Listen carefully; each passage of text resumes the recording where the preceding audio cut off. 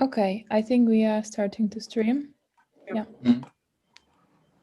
So hello everybody. That's good to have you all online. Today we have the first session of the GreenLights of the fall semester 2020.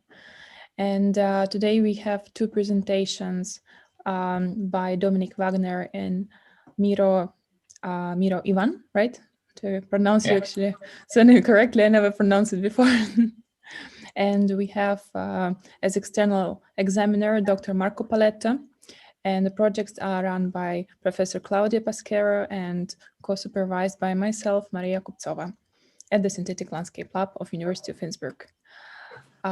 So we would like to begin with the project of Miro, right? Yeah, perfect. Thank you, Maria. Okay. Claudia, you need to enable the screen sharing. You should be able to. Oh, now it goes. Yeah, here we go. All right. So, hi everyone. Welcome to my project. It's called Undesired Adaptation, and shortly I will explain to you why. So, as we all know, global warming is happening, and it's already a nowadays problem. It's not just the future, and it's not just the temperature rise, it's also the sea level rise, ice melting, ocean acidification, extreme weather, and floods. In the picture, you can see one of those recent floods on the island of Tarba, Kiribati, which brings me to the case study. Tarba is an island in the Central Pacific Ocean. It's a typical volcanic atoll with a shallow lagoon in the middle and a deep drop on the outside of the island. This is the Baixio area on South Taraba. It's the economical and political hub of the region, with its 15,000 inhabitants and highest point of the island being as low as 2 meters above the sea. It creates the perfect case study for a ground zero of global warming. In order to address and solve these issues, I'm proposing a synthetic fiber reef. It is created with Biorock material. So Biorock is a structural material created by electrolysis of seawater.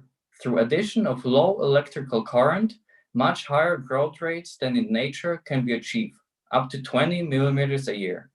This chemical reaction was invented by German architect Wolf Hilberts in the 1970s. It has a structural strength 3 times higher than Portland cement and can repair itself, making it the perfect breakwater structure.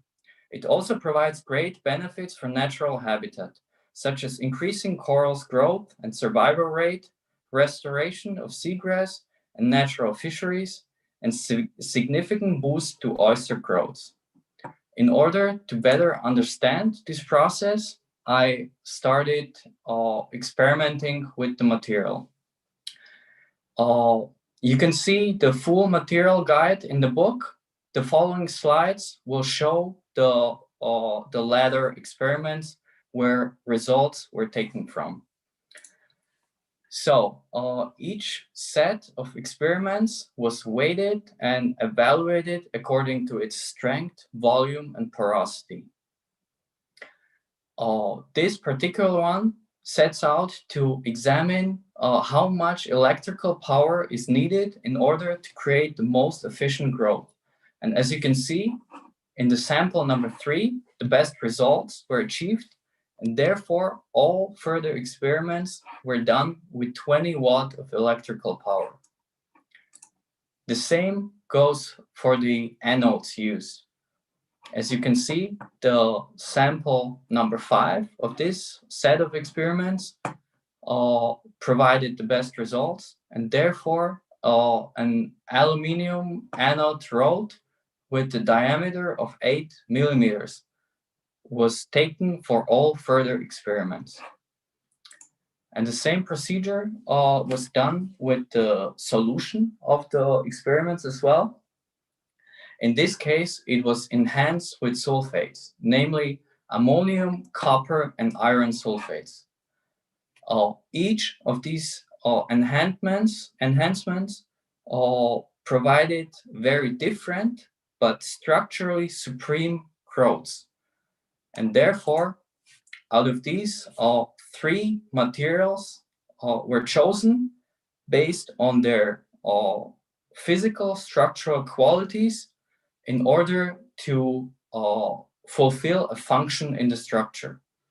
So for instance, for the industry layer of the structure, the material enhanced with ammonium sulfate was chosen because of its lowest volume, which creates enough space for industrial use, as opposed to the natural habitat layer, where the material with the biggest volume was chosen in order to provide enough living space for the new ecosystem. For the protection layer, the material with highest structural strength was chosen in order to provide the most efficient protection structures. And this is how these materials then look like. This is the protection layer enhanced with iron sulfates. This one is the natural habitat layer enhanced with copper sulfates. And this one is the industry layer enhanced with mostly ammonium sulfates. This catalog shows other growths that were created during the experiments that were not chosen for further use. Okay. In the next step, the physical bioreactor materials were translated into synthetic landscapes. This was done with the use of CycleGAN. It is an unpaired image-to-image machine learning algorithm whereby models are trained according to source and target domain. In this case, those being the physical bioreactor model and the satellite image of the Bayesian area. During this translation, the loss between the real input and the synthetic output is calculated and gradually decreased. Here you can see such transformation.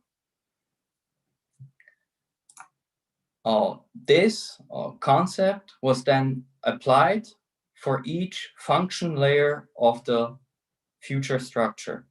This is the natural habitat layer. This one shows the protection layer with its inputs.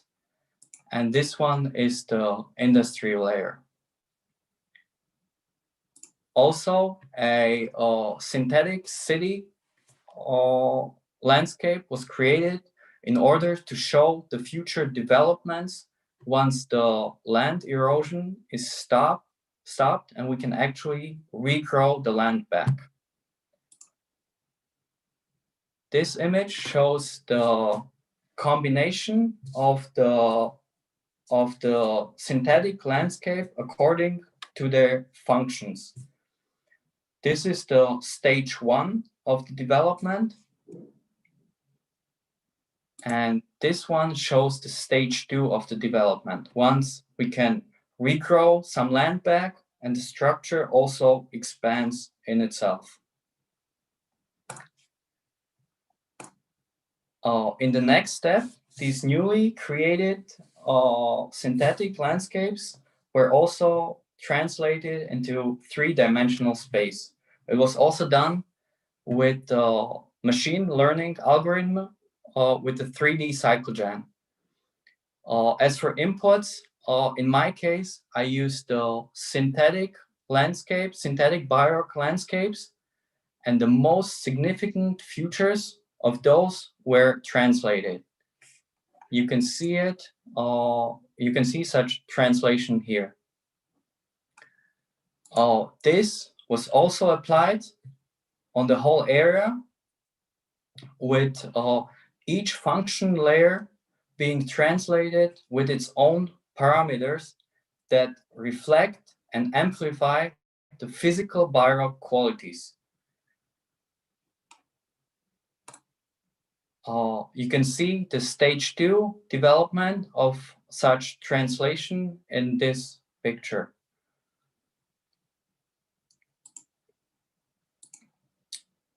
Okay, and so we get to the fiber reef.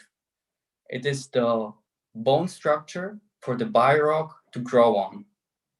The efficiency of the functions is enhanced through the synergy of density and the individual qualities of each biorock material used. So, for instance, for the protection layer, the material with highest structural strength was used, and it's designed with the highest density to provide the most efficient protection structure. And same principles were also applied for natural habitat and the industry layer as well. In this overall diagram, you can see the function layers translated with parameters according to the given densities of each function.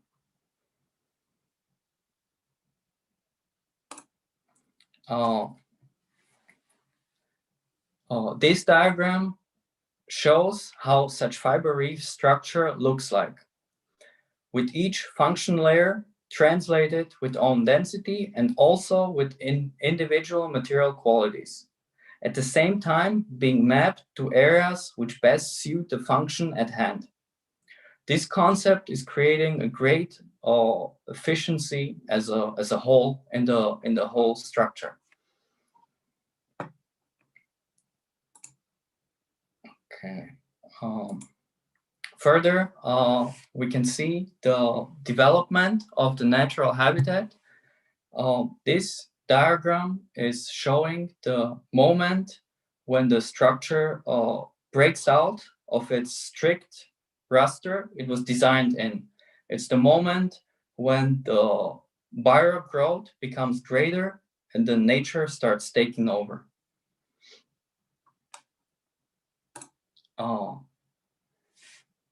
In this diagram, the structure with the newly created ecosystem in focus is depicted. The fiber reef creates beneficial conditions for the nature to restore itself and thrive in. In the turn, making the structure a vast natural diving park, generating yet another revenue to create economic sustainability. And this is how I imagine such newly restored and thriving ecosystem as a whole. And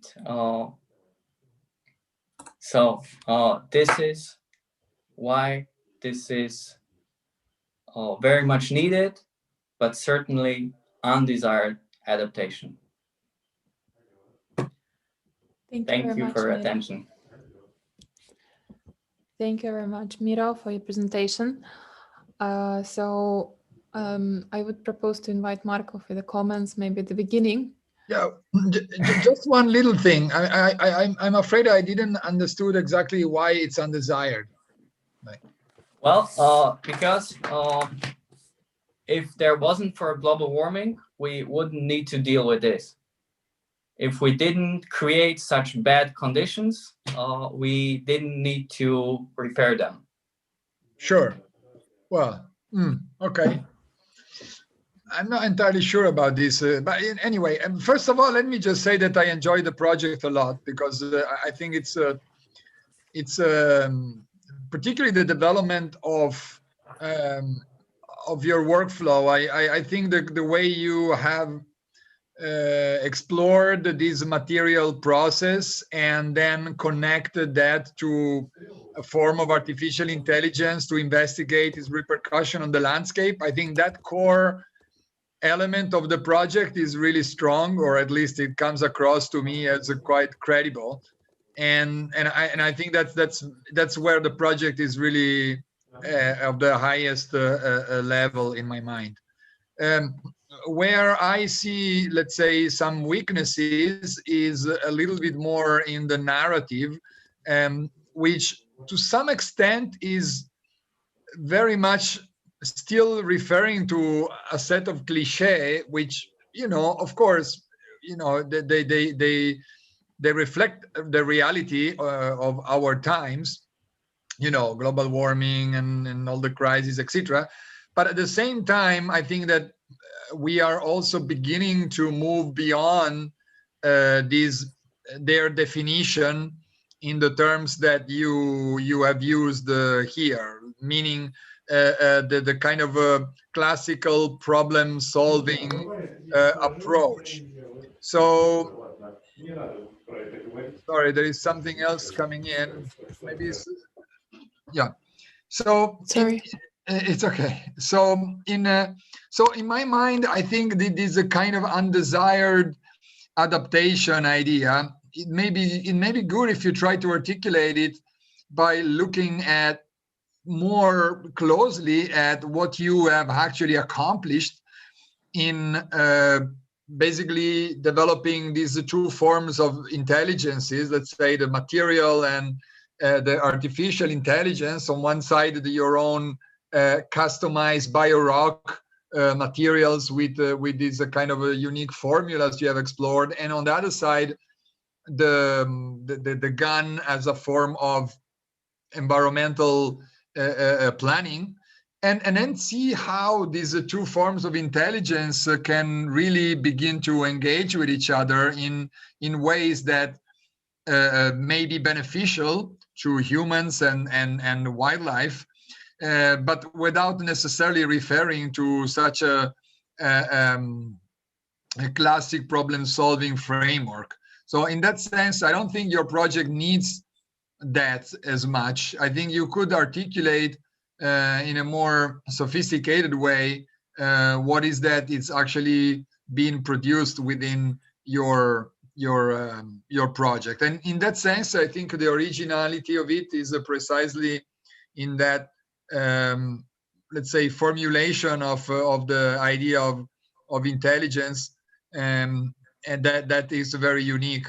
The biorock, if I am understanding correctly, will grow directly in the water inside of the sea, right?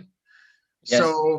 So the materiality of it will be an emerging process, and probably it will have a high degree of differentiation because no two places in the water are the same, right? I mean, and so one aspect that for me would be interesting is if you actually begin to investigate that, would be how the impact, let's say, of climate change on the composition of the water, the acidification of the water, the temperature of the water, the pH of the water, etc., eventually becomes embedded into this new form of cliff that you are growing, and how is in a way internalized in your fabrication process. So how the intelligence of your process works within these changing conditions. And then that's, for me, it's way more interesting than just saying, oh, look, we have a problem and I have this great solution, and with this I solve the problem. Actually, I think what is more interesting is your solution works within the parameters of the problem. So in a way, reproblematizes the problem from a different perspective, which is generative, is creative, is potentially full of life, and beautiful. So I think that's for me very, very exciting prospect. But I think you should bring it out in your narrative. You should explore it more. Maybe even clarifying in the scenario how do you plan to create this differentiation of functions? Because you are referring to them, again, in a quite kind of a typological way. You know, here we have industry, here we have leisure, here we have nature, whatever. But in the end of the day, it's not. It's about composition. It's about chemical gradients. It's about you know, densities, concentrations, even more. So how do you manage this? Like what the intelligence of your protocol, how does it work? Are you actually going to throw bags of let's say minerals in the water in certain points and let them disperse and create gradients? How do you interact, let's say, as a designer, but also if you imagine it, you know, one on site, how do you imagine, for instance, the local population or whoever is going to become part of this process?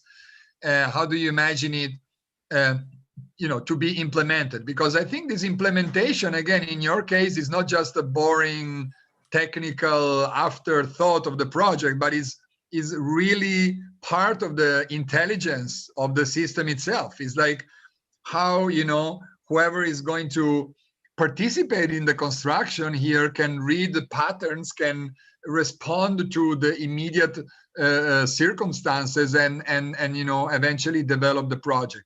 So in other words, maybe the locals will actually understand, will have their own understanding of how the degradation of the existing coral reefs is taking place, and they will be able, through your protocol, to vary, to alter the let's say concentration of certain minerals in the water, and as a consequence create a new reef which has certain desired properties. And so their intelligence is also part of your protocol. And again, you know, that's even more interesting, because now we have material intelligence, we have artificial intelligence, and we have the sort of collective intelligence of the local population, their knowledge of the site, their knowledge of the environment, that all of a sudden act together, no, kind of coexist. And yeah, I mean, I think, you know, I've said enough probably. There are other things that we could touch again, maybe also the reference to Wolf Hilbert, I think that's his name, that you know, again, I mean, I think he was a kind of peculiar guy, you know, like had developed all these kind of crazy visionary underwater cities and so on. I remember seeing some of these drawings. But on the other hand, he was also very hands-on. Like he went on site and, you know, for several years tried desperately to implement this technology with, let's say, moderate success. So again, you know, it's also good to bring a little bit maybe that perspective. I don't know if it's, you know, how do you want to look at it? But there is an aspects of this history that may be interesting to bring into the narrative, especially when you show towards the end your visions. I don't know. I mean, maybe you could be a little more specific with them. You know, maybe I think the top images that you have developed with the cycle gun, etc., they are great. The three-dimensional version of it, I like, because it responds to these gradients and pattern is very beautiful. But when you go in and show some of the close-up underwater, etc., maybe they need a little bit more of input from the actual material process, the actual participation. How do you see that happening? You know, a bit more of a kind of a hands-on. So in that sense, maybe looking at some of the Hilbert experiments and then reimagining them into your own, you know, kind of biodigital sort of framework, I think it could be interesting. Yeah, some of the drawing by Hilberts, they were also very beautiful and interesting in terms of architectural drawing. Was still a generation that, although was working on technology, had a strong connection between, you know, science, design, and technology, where at the moment the two realms are a bit separated. I sent you yesterday a few comments on the specific of which drawing I think should be evolved. On the general narrative, I do agree with Marco that the process is really interesting, and the way from the observation of the biorock to the application of machine learning and the development of the project. Methodologically, the project is really, really high level. I also agree with Marco that the narrative and the programmatic distribution could be evolved. Also, I think, I'm not sure whether it's undesired, and you, Reif, I don't know if it was unconscious, you put the D on of undesired big. So maybe we are not sure whether it's undesired or is actually desired, because adaptation is usually desire and change is inherent to the planet. And it's obvious that when there is change brings new and exciting event together with also catastrophe and problematic event if they are not catastrophe in itself. So there is always an aspect in systemic thinking of positive adaptation, but also disruption. So what the project could do is really trying to understand how these global changes that, yeah, as human beings we have trigger, but let's also not kill ourselves too much, because that sentiment is not going to save the planet, as probably Zizek would say, a sort of Catholic attitude would suggest, no? Repent yourself and you save the planet, not enough. And, and also it's not necessary, by the way. I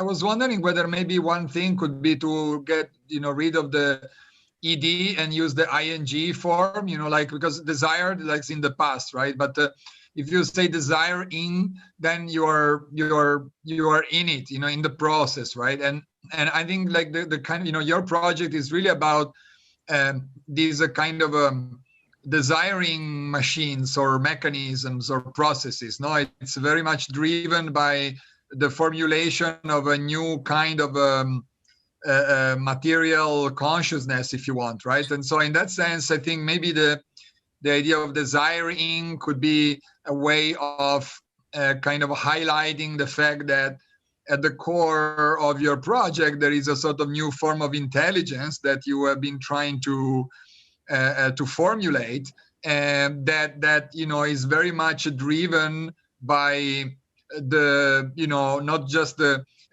will to solve the problems, but also the ability to formulate new desire, or to desire different future, to dream different scenarios, right? So there is a strong sort of a cognitive dimension to this, which it's not just about essentially applying cycle gun because you got a new tool, but there is a sort of a deeper kind of meaning in what in what that kind of entails, or what that opens up, or even on how do we interpret what the cycle gun is actually churning out, right? And I think that's again, you can react to what the cycle gun churns out in a sort of traditional designer way and say, oh, now you got like some funky shapes out of it, great. Now I'm gonna do a little bit of post-rationalization and we'll make it work. Or you can actually really try to engage with a sort of deeper significance of what it means to basically integrate alien form of intelligence in a design project, and in that sense really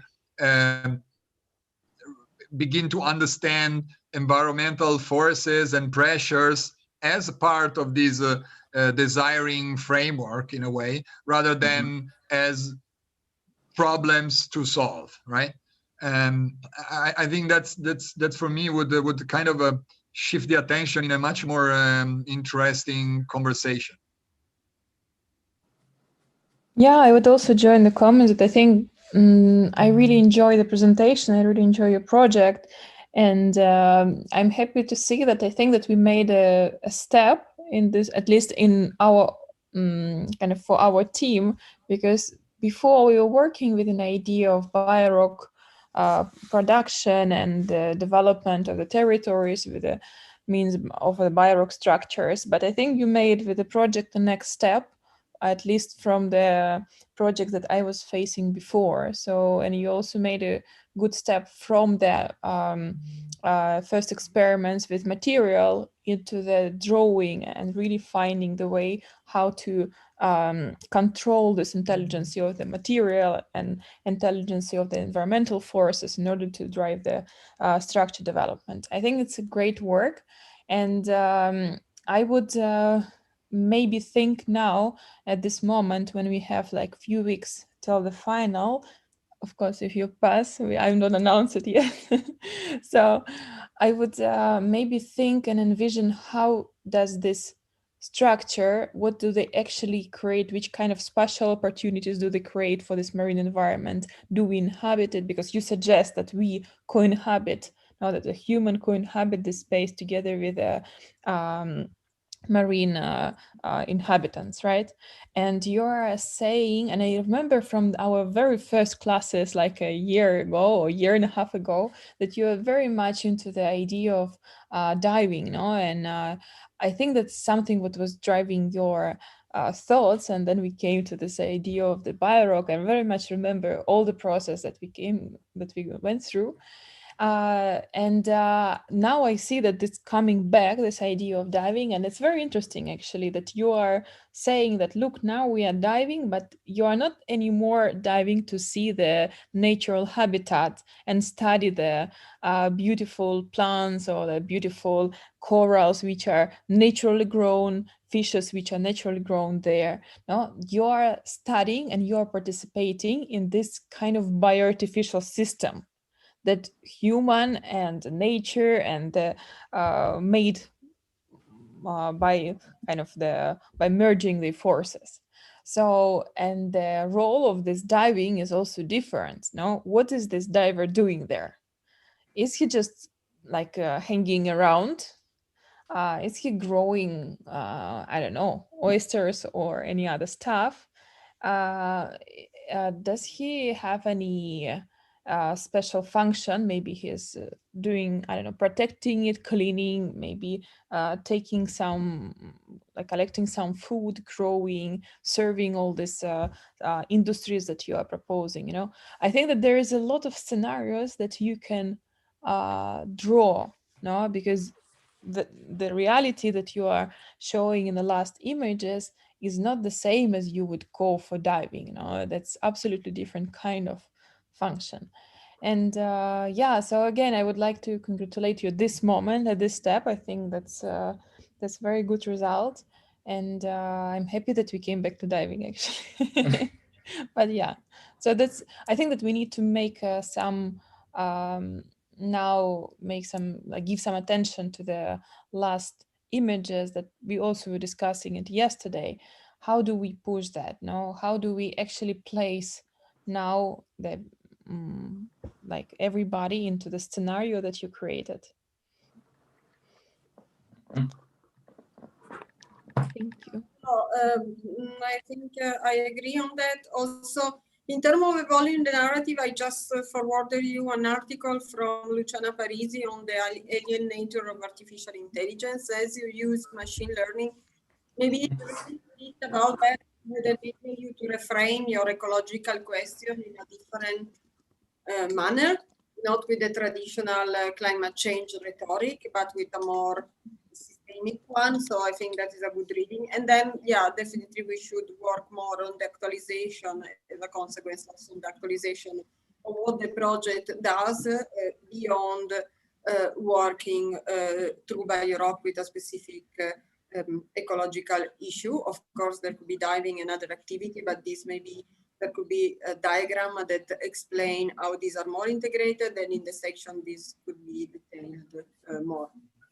I think this is all. Thank you, Miro. Thank you for your comment, everyone. Thank you, Miro. So I would ask you to stop sharing your screen.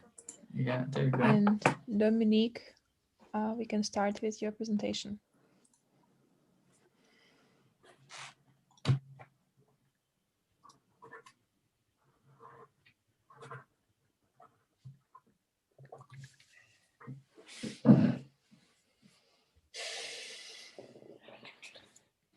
Okay, hi everyone. My name is Dominic, and I'm presenting you my project called Bioport, Landscape of Mobility. Bioport is a design proposal for a transport typology based on the production of microalgae for a photosynthetic airport architecture. Air traffic has almost tripled in the last 2 decades.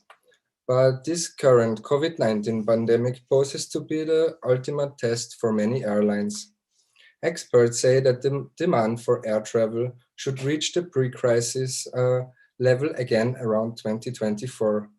This phase of economic reconstruction could be a chance for aviation industry to pursue new strategies to address current issues such as sustainability and social responsibility.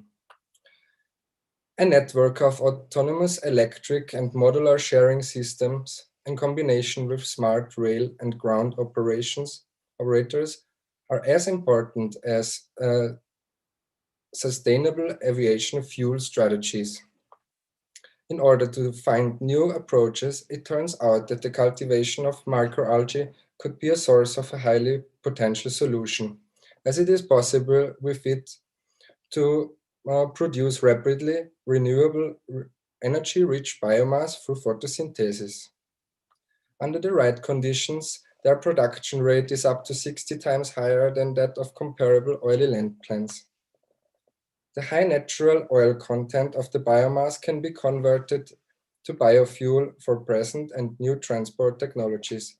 Through the transformation of biomass to biogas, fuel cells are able to produce electricity. Microalgae thrive in water without land requirements, so there is no competition with food production. That's why many offshore growing programs have been created in the last decades. The construction site is placed in the estuary of the Tagus River in the Atlantic Ocean, southeast of Lisbon on a military airbase. It is surrounded by wetlands that are going to move constantly inland as a matter of sea level rise. Urban development around Lisbon's airport Bordella makes urgently need expansion impossible. This site on the Montijo Peninsula was finally chosen after a finding process that lasts 36 years. In order to generate a digital terrain information from the military airbase, a height profile map was used to create a 3D model of the existing site. In strategy number 1, a future eroded terrain was simulated by multiple digital erosion processes. A possible sea level rise shows the areas that could be flooded in the future. Therefore, in strategy number 2, the 3D model will be vertically modified at the areas that will be flooded in the future.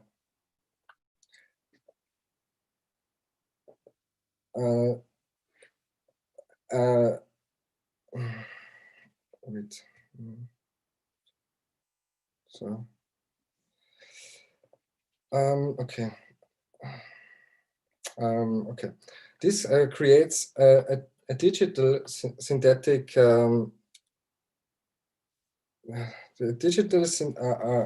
creates an artificial landscape that shows a new second surface.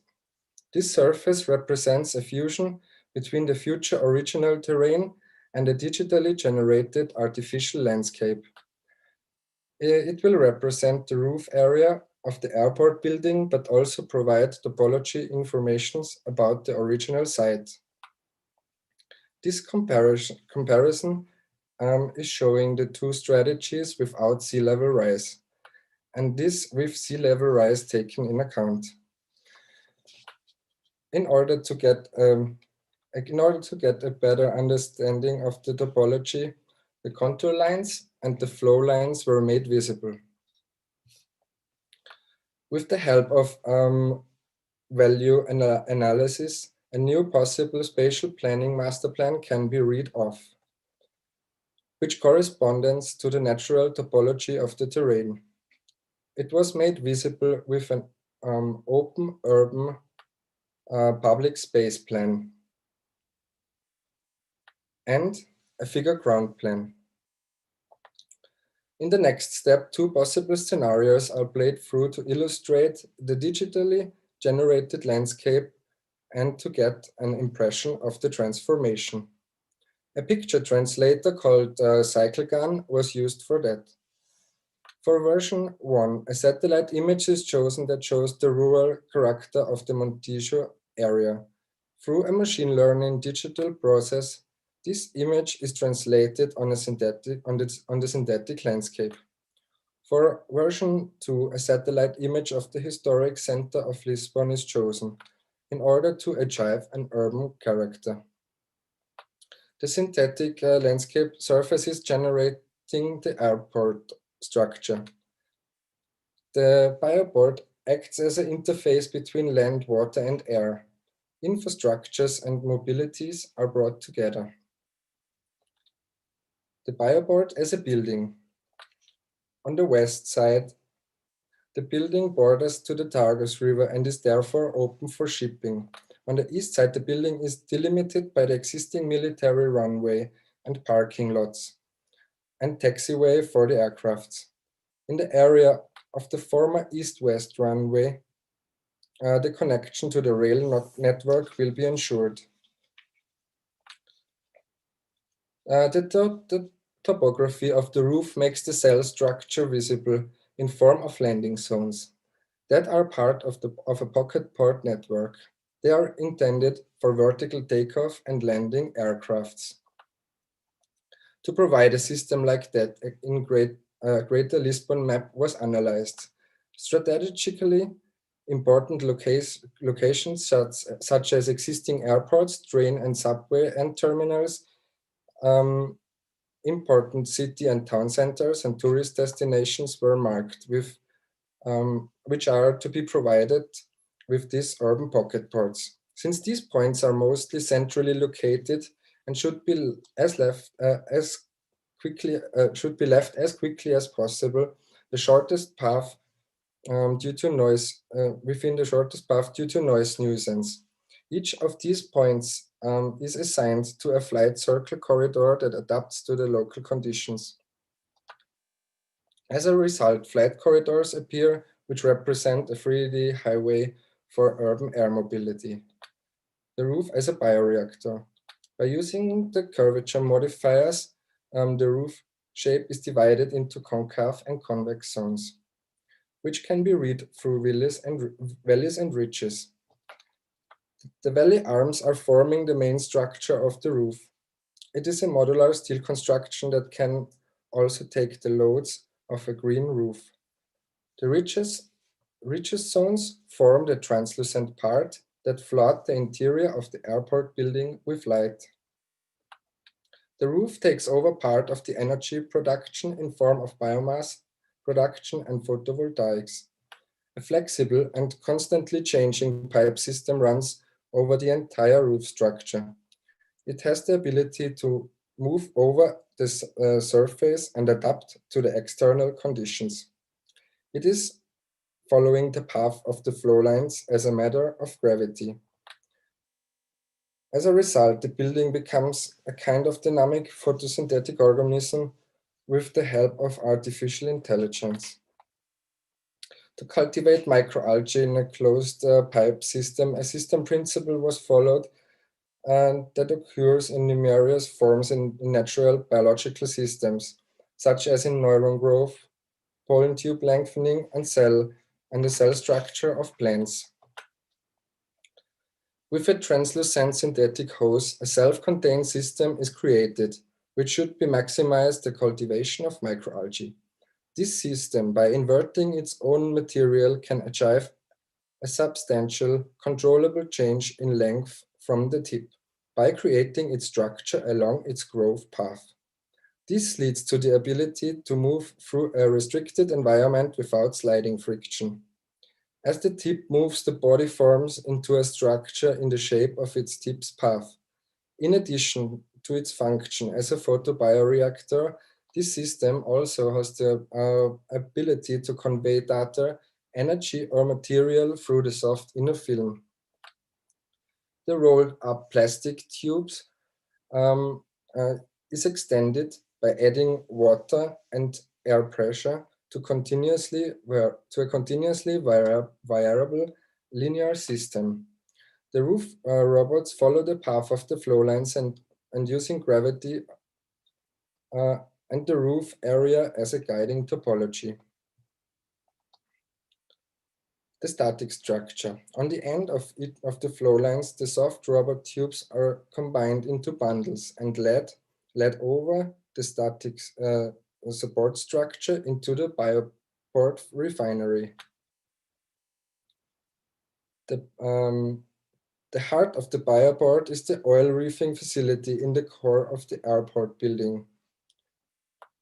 There, the oil is extracted from the algae by breaking down their cell structure.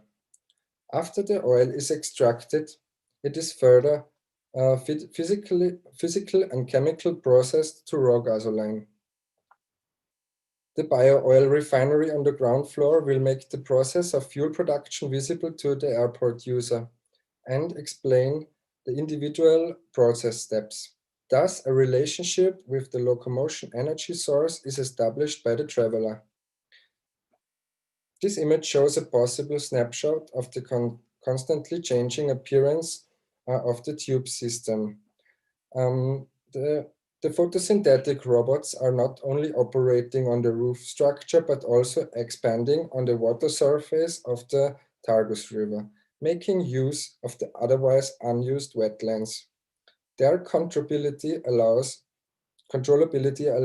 the flexible robots to maneuver into water zones that are ideal for the growth process. The water temperature of the estuary also regulates the temperature in the hoses.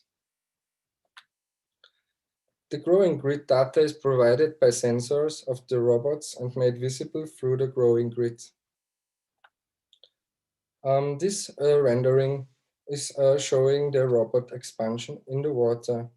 The airport landscape with the large glass openings, the pocket ports, the reused run field, and in the background, a possible new urban development. Bioport is a fusion between present and future, between existing and new technologies, developed for more sustainable aviation in a digital age. Thank you. Thank you very much, Dominic, for your presentation. Marco, we invite you again, maybe to talk first, since you are external. Thank you, Dominic. I think it's also this one. I think it's a very ambitious and compelling proposal. I think that there are some really strong elements to it, which are, of course, on one side related to the graphics and to the aesthetics of the drawings. In many respects, so they are really beautiful, and also I think they begin to depict a new definition of landscape that really seeks to somehow integrate and redescribe the functions of infrastructure, and especially the mobility infrastructure within its logics. And I think that that's where the project for me it's the strongest. The idea that all of a sudden landscape and infrastructure engineering and can begin to work together on a different level. And I think that's the scenario is also very clear now, is much clearer than it used to be.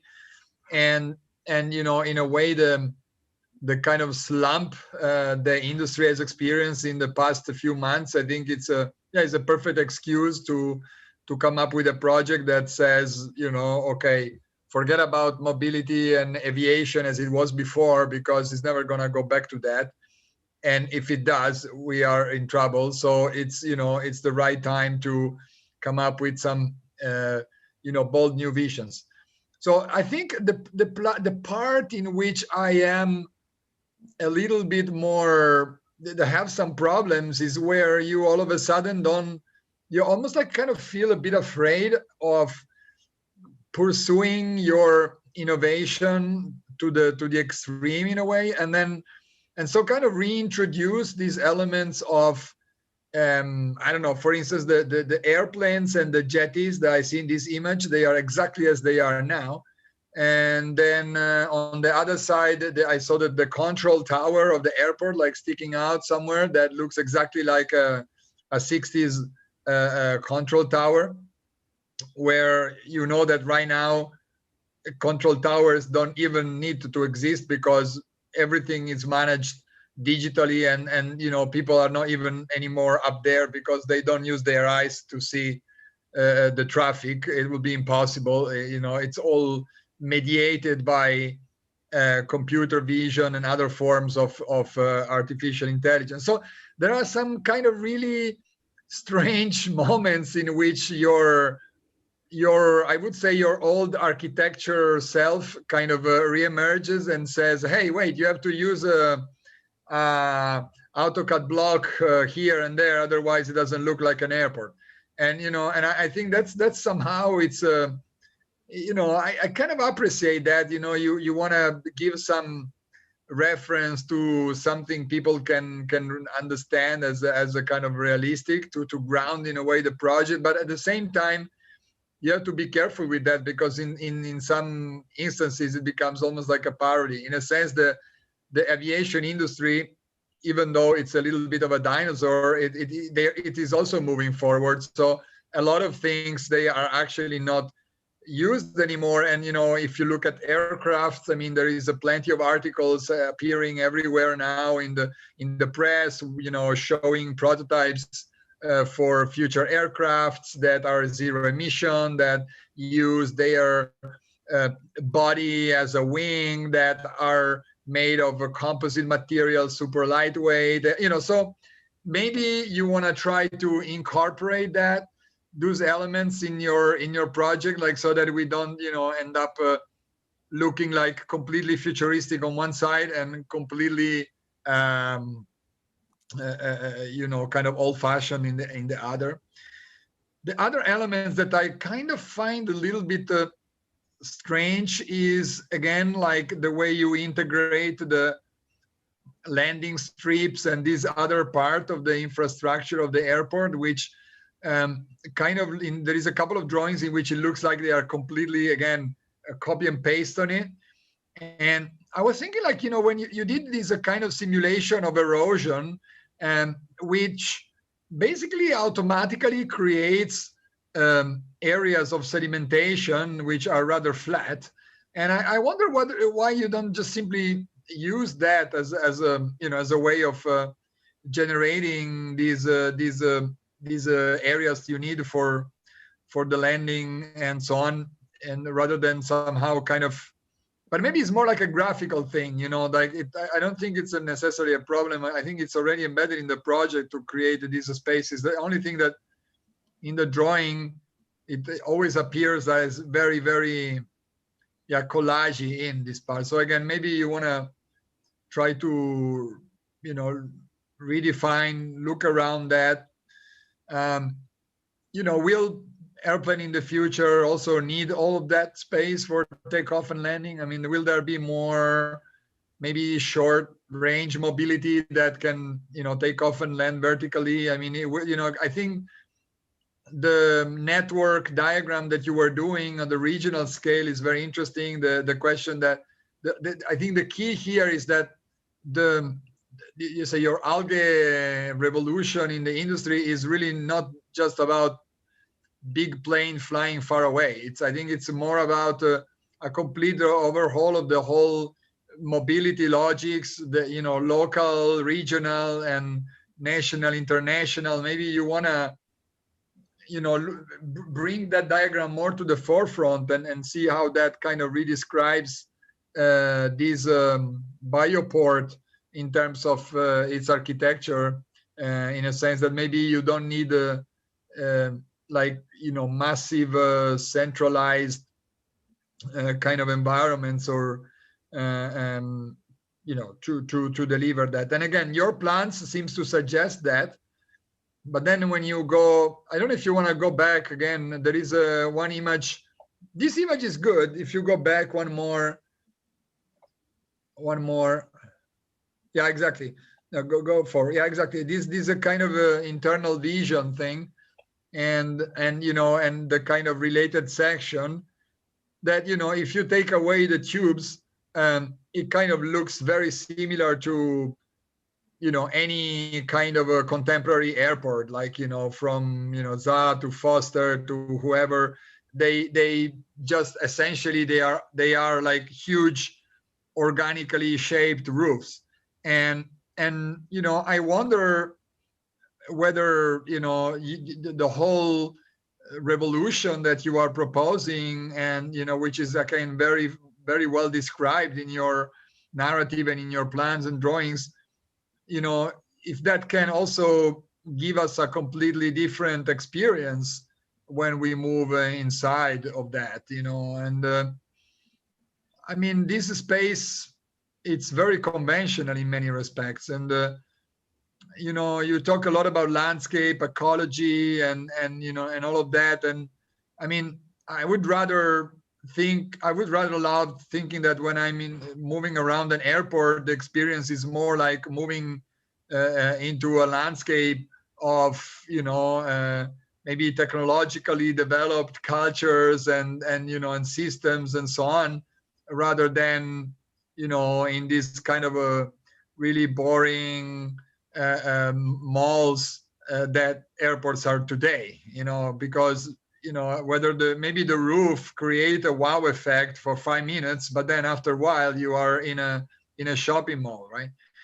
And very conventional one in many cases. So again, I mean, I think that this is a strong project, but I think that if you pay a little more attention to some of these elements, and perhaps you know, really make an effort to generate images that are more faithful to your plan, and try to push them far enough to become credible, rather than try to make the project credible by, you know, recurring to conventional imagery of airports. I think that will be good, will be better.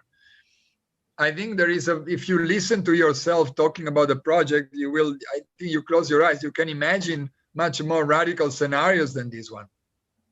And, you know, your drawings, your models also suggest that. So I would just try to take that to, like, you know, for instance, what if the roof and the actual envelope of the building is completely neutral, flat, and almost invisible, and the space is dictated much more by the landscape itself? Like, so, you know, what if you imagine you know, a kind of huge landscape that you know, that actually creates all these facilities within, and or on the other end, you know, there is a much more fragmented perception of what is indoor and what is outdoor. And so, you know, this a kind of a huge definition of the mall is a kind of dissolved a little bit, right? But again, you know, I think it's I don't know how much more time you have to work on this, by the way. To finish the book, 1 week, and for the Almost 4 weeks until the final. Okay, so there's 1 month. I mean, so that's plenty of time. I mean, yeah, I mean, I think that there is plenty of time to kind of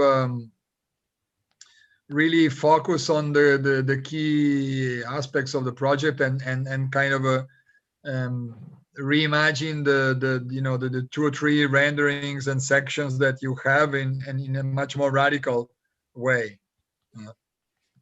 Okay.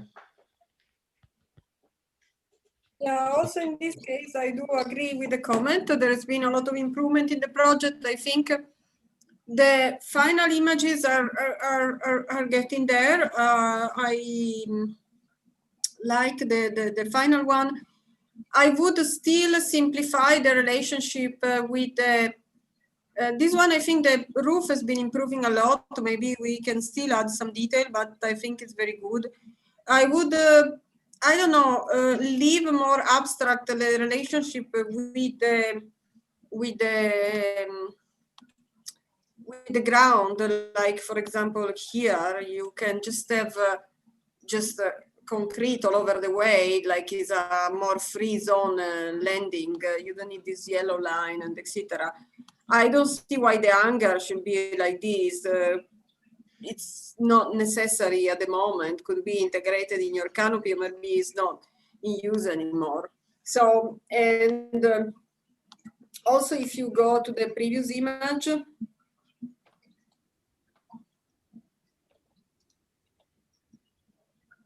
I think here maybe also there needs to be some study of how the relationship between, you know, the landing and then the building is happening. I think this needs to be studied better. But these two images I like. I think they're quite successful. There are just some element of integration between the infrastructure of the airport, the more traditional infrastructure of the airport, and your proposal work together.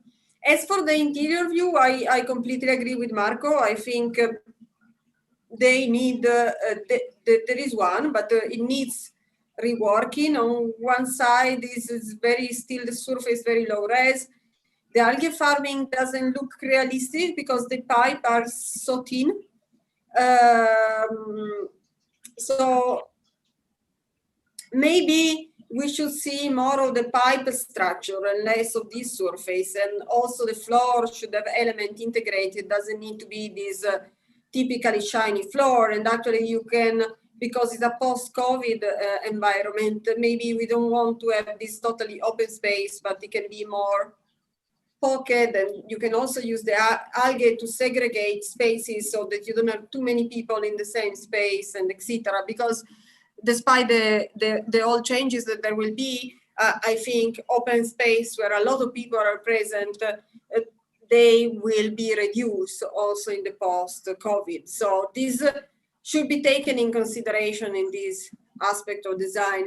And then I share also with Miro this article, which is more philosophical, but I think also in your case, you talk a lot about the movement of the robots and how they behave. You have studied these soft robots. So there needs to be a conversation again on the relationship between the brief and artificial and biological intelligence that need to be stretched more. These are not only objects that work in reframing the brief, but they are also different form of intelligence that might help us also to reframe totally what you know, flying will be. And as Marco pointed out, maybe there is also something in between you know, the plane that brings 100 people and the drone. There might be other form of movement that are in between and that would allow, there are already, but they are private jets, but there might be more common and more distributed. So I think these two aspects need to be developed more. And in terms of drawing, I mean, your in a way, your project is a lot about this more actualized drawing. That's why I first comment on them. And then I think the last one is getting much better. This one needs quite a lot of work, and the one in the middle is also in the middle in the sense. So I will spend time in reframing these three drawings because they are quite important in your project in itself, in terms of value. But maybe if I can just add one little thing. I mean, when it comes to aviation and, you know, I think there is also, I think, a social kind of paradigm that needs to be addressed. You know, I mean, if you think about, you know, in the 60s, aviation was a thing for, let's say, the few, and, you know, airports where these are kind of a, you know, luxurious and beautiful almost sitting rooms, right? I mean, you have the example of Sarinen, of course, that everyone always refers to, which now has become a hotel, and you know, and so on. And it's so and the whole experience was about this kind of luxury, right? And then, of course, in our age, with especially with low cost and so on, there's been a complete transformation of the experience of flying, which has become, of course, a mass phenomenon. Everybody flies everywhere, and the airports have become mall, like essentially have become, and they are driven by extreme consumption. So the whole paradigm has shifted into a direction from exclusivity to mass consumption as such. And so for me, maybe like a little reflection you need to have is, and again, the exclusivity is still there, of course, but has moved away in small dedicated private airports where the super rich fly completely privately when they want, where they want, and beyond any restriction and so on. And so the question for me is, I mean, I always had a problem in a way recent times, because it's almost like I don't think that there is a way of flying that is cool. Like, I mean, if you try to fly, and let's say you are not interested in being the kind of a luxury private guy in a jet doing corporate stuff, and also you don't you cannot stand brutal consumerism and anti-ecological crap, then what do? There is no alternative. There is no option. Like there is not a company that runs an airplane with eco interiors and with organic food on board, and with biofuel or just to say, like, you can't. There is no in this world of infinite choice. There is actually no choice in the aviation for whoever has a certain vision of the world. And so, I mean, maybe what I'm trying to say here is that your project should also try to envision. So, I mean, to be pragmatic for me is not just to make a rendering that looks realistic, but it's also to envision much more clearly what is your target group, for example, like, who will be the ones that will buy your vision, or that will be attracted by your vision. Mm-hmm. And this, you can think of that at the level of whoever is going to sponsor the airport itself, and because it could be the municipality, but it could be also a corporation that wants to push that, like, for instance, somebody like Elon Musk or these kind of people. But on the other hand, it's it's also like, what is the target group of people that would like to fly in a certain way, and can you provide for that? I mean, obviously it is not that the whole aviation industry will change in one day, but maybe there could be a new layer or a new way of flying and moving around that can begin to emerge in between the sort of mass low cost thing and the super exclusive corporate world, and introduce another way, and then perhaps from there maybe expand and redefine the whole thing, right? But I think, realistically speaking, I think that the project, I think, would be quite exciting if, let's say, beyond the big vision, the grand plan that presents, maybe it actually develops one pocket or one scenario as a sort of maybe even like smallish terminal or part of a terminal that really conveys an experience that now it's not possible to have, and that embodies these values of ecology, sustainability, and that we are sharing, and that currently are completely ignored by the industry. So effectively, the project will become at once realistic, even if it's kind of a visionary and out there in parts, because it will envision something that is not there and it's needed. Mm-hmm. Yeah. Wow, that's really interesting topic. Very much, Marco. Very good. And yeah, and now when we are talking, I'm thinking that we actually started the project in absolutely different reality. We started this project sitting in the University of Innsbruck in the class with Filippo, starting to the idea of this future aviation. We were not in even COVID. Now we are kind of in a post-COVID. So during the development of the project, even the concepts had changed. I don't know, that's really crazy, how also, and how does this change affect our thoughts and the way how do we actually design the public space, the comments of Claudia that she was now mentioning, that actually we really need to take it into consideration. So that's I think that's really interesting, all this discussion that now we have, and it's very important to introduce it into the project. And I wanted to compliment you for the presentation in general and for all the material that you produced. I think that it's a great conclusion of the work. And especially I want to compliment all the drawings of the process of the development. I think all the drawings are just impressively elegant, and I don't know, developed. All the catalogs are just at the highest level. And I think you are describing this process of the kind of biological process, which is forming the topography, the landscape. And I think this is basically your project, like the main part of your project. And what is, yes, truly a bit maybe missing is this machining processes which are happening over it, or together with that. So how do we actually now envision this future scenario of the flights, future aviation? How can we plan it? Maybe that would be great. I was thinking to come back to this drawings of the territorial scale that you have when you're drawing the diagram of the development of the flight corridors. I think maybe that would be also interesting to see how do we actually develop this type of the diagrams as well.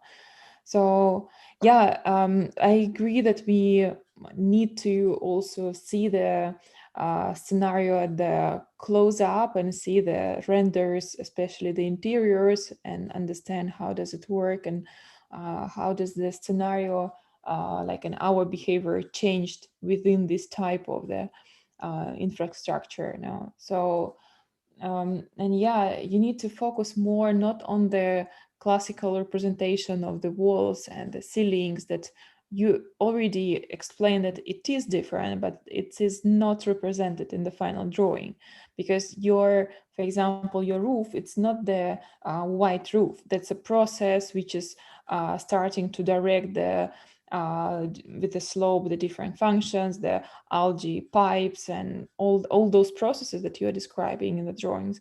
They should appear in these renders, not the whitish and the glossiness of the floors and the walls. So that's the least meaningful in this project. So, but yeah, I know that you also already know these comments and you're starting to work on that. So we have time to really push that until the end. So let's work on that. And I think for today, that's a good moment to finish. Thank you. Thank you very much for the comments. Yeah, thank you. I think Marco agrees. Both students can be passed this green light to the defension. Marco. Yeah, for sure. No, I mean, they are two very high quality projects. I have no doubt they will be successful in the end. I think the comments I was making were really to try to sharpen some of the elements that at the moment are, still a little bit generic, and in a way, maybe they tend to fall into some kind of more conventional way of reasoning, which I think which the project certainly have the capacity to question and to propose alternatives. So that's why I think it's for me very important that in the last weeks they make the every possible effort, because it's almost like right now their design and their process is let's say of a higher quality that they are kind of understanding of it in a way, which is normal, especially when you use this kind of a sophistication in tools and techniques, and you become very proficient with them. And but the meaning and the repercussions they can have on design are quite deep, and I mean it takes time to digest. So I completely understand your position, but I think still in a week you have time to do that. And also I think you should just do, in my opinion, is just to stick to what you have done much more specifically. Use the models, the material that you have, bring them into your final renderings as closely as you can, and then at the same time maybe take a few days off here and there to find a bit of distance from the project so that you can begin to digest it in a way, formulate your narrative with a slightly more detached outlook, and in that sense with a more conceptually sound point of view. So I think these two elements are perfectly possible. It's perfectly possible to achieve them in the next few weeks, and I encourage you to focus and do it because it's worthwhile. I think the project in the end could be really exceptional. I mean, both of them. Perfect, thanks. So just to conclude, I think for Miro is about, we will discuss this in tutorial, but it's also about reframing the narrative and choose some of the drawing that will get more actualized. For Dominique, I would really focus on these three images and getting them more and more actualized, but following the brief and the narrative, trying to be less faithful or near to what the airport used to be, and more faithful and near to what it could be in the future, post-pandemic, but also after your research investigation could have an impact. Well, maybe Claudia, actually, sorry, maybe in terms of what the airport used to be, I think maybe what it could be worthwhile is actually to do a little bit more of research in really the evolution of airports and civil aviation in that sense, because again, where we are now, it's in a kind of extreme, let's say, development of this. I mean, it started in a very different place. It went through several phases. I mean, it could be interesting for you to maybe quickly go through these phases and then imagine what's the next through the drawings and the work you have done up until now. But just to, I think the problem is if you just pick a few elements from airports as we know them today and then apply it, that's the thing where it becomes a little bit more tricky. Yeah, that could be an interesting suggestion, because actually often we refer to, historical typology that didn't have the constraint, the current era, but they could be reinterpreted to biotechnology or artificial intelligence. So the flexibility that certain prototype had before the introduction of strict rule control, and also I mean, even before September 11, it was already a completely different thing. I mean, even without going too far behind, I mean, well, maybe for you guys it's quite far behind, but let's say for, I remember quite well before September 11, and, walking through an airport, it was actually a quite pleasurable experience. Then it all of a sudden became a sort of nightmare, riddled with anxieties and potential pitfalls. And I remember very clearly as a kid traveling around with my dad quite a lot, also in Southeast Asia, etc. I mean, the experience was, at least to me, it appeared really amazing. But I remember it was very relaxing, very pleasurable. And, if you fast forward to our days, to me, it's almost a nightmare. I mean, like it's even if you are traveling business class or something, I mean, still it's a quite, the whole environment is just sad in my mind, and the whole experience. So, I mean, this is just I'm exaggerating, but I think there are quite a few key moments in which the whole system changed dramatically. And maybe it's kind of worth refreshing your mind in terms of these moments and what happened, because effectively what you are proposing is another shift, like another dramatic shift, and you're trying to visualize what it entails. And I think maybe it's it helps to see what happened before in that sense. Yeah, in a way, the before September 11, we did a project just after in Venice Airport, and Venice Airport used to have a quite clear public space, as similar to Barcelona Airport. So there were public space, and there were less people traveling, and the whole infrastructure of the airport was also organized in a more diverse manner than what has been in the last 10, 20 years. But I think that it's a good idea to look at what different moments in aviation have meant and what this moment could actually entail and what your contribution could be. I think that will be an interesting research. Cool. Good. Perfect. Thanks a lot. Thanks to the student, Maria and Marco, and we will see you again, well, for the tutorial and then for the Defensio on the 11th of February. Thank you.